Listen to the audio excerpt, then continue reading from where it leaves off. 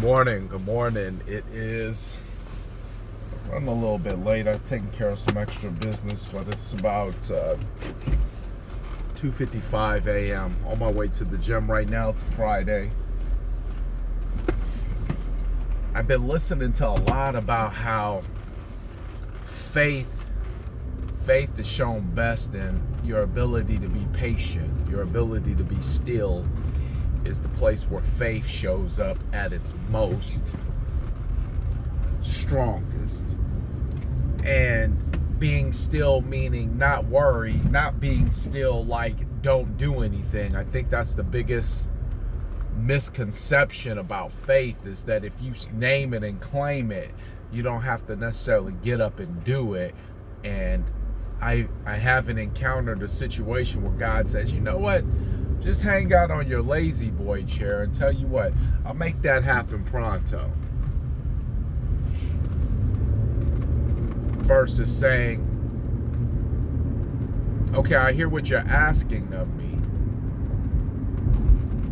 Now can you show me that you really want it?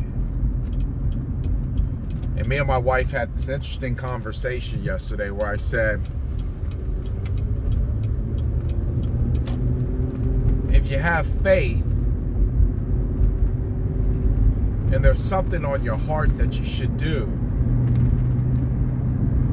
but yet you have fear existing in the same place where faith is at, and faith and fear wins out, well, doesn't that say something about the level of faith that you actually have, where fear has more power and control than the faith that put the promise inside of your heart? Now, I also asked her, I don't know, I just run these random questions. I said,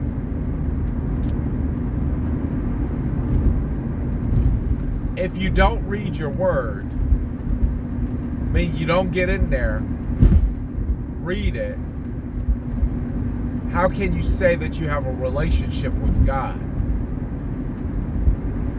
I mean, for all that matter, how could you even know what his promise to you is? Because if everything he told you he would do for you is inside that book, and what he said he would do for you is directly related to your faith that it's done, if you've never looked inside of that book or never examined the contents of what's in the word, how can you say that you know God? If you don't repeat what he said back to him, how can he say he knows you?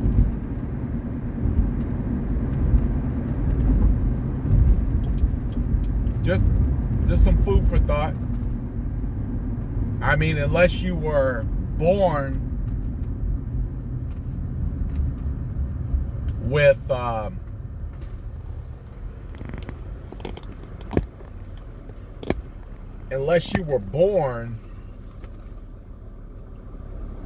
the word downloaded in you, which quite frankly I don't know how realistic and possible that is, but I guess it's possible. I guess it's realistic. I guess it can happen.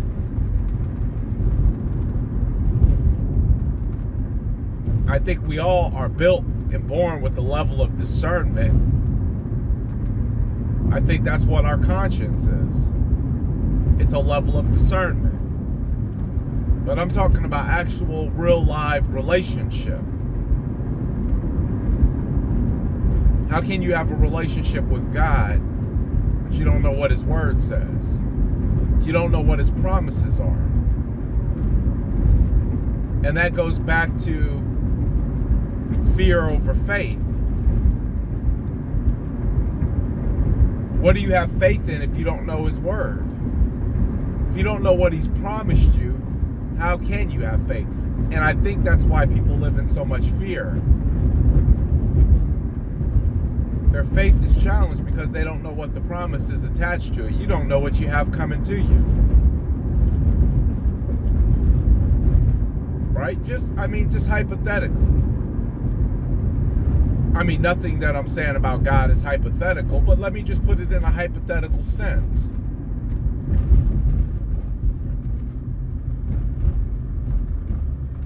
Everything that has happened to you that has literally appeared to be what we call luck, let's just hypothetically say that it was God. But because you have no idea what to look for, because you don't know what the promise is, you just keep calling it luck, but yet you only acknowledge luck when it's on your side. Never do you acknowledge the process as being a part of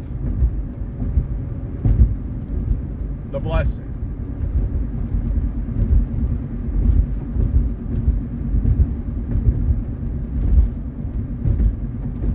But the relationship is strained because you're not in your word.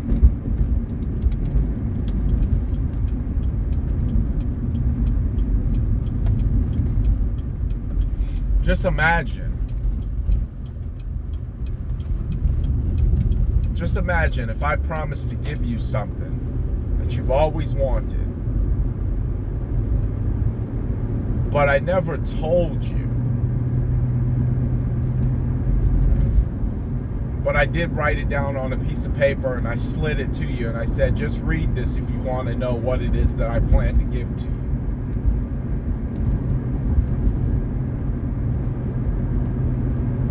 And then you fold the paper up, stick it in your pocket, and never read it. And now for the rest of your life and the rest of my life, you're looking at me sideways because you think that I ain't never did nothing for you.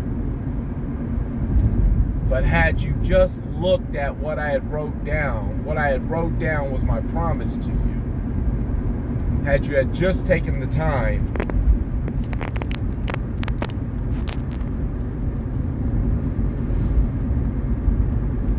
to read it,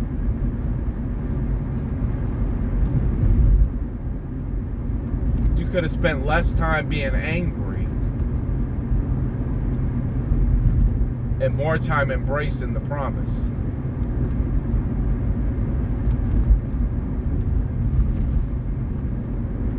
So two-part question.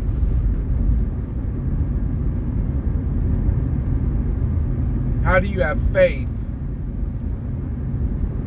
when fear wins out most of the time? And how can you have a relationship with God and there's no dialogue? You don't know what He wants from you. You don't know what He has for you. You don't know what's expected of you.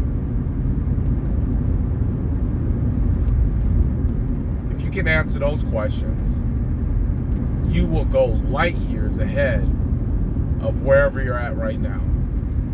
Light years.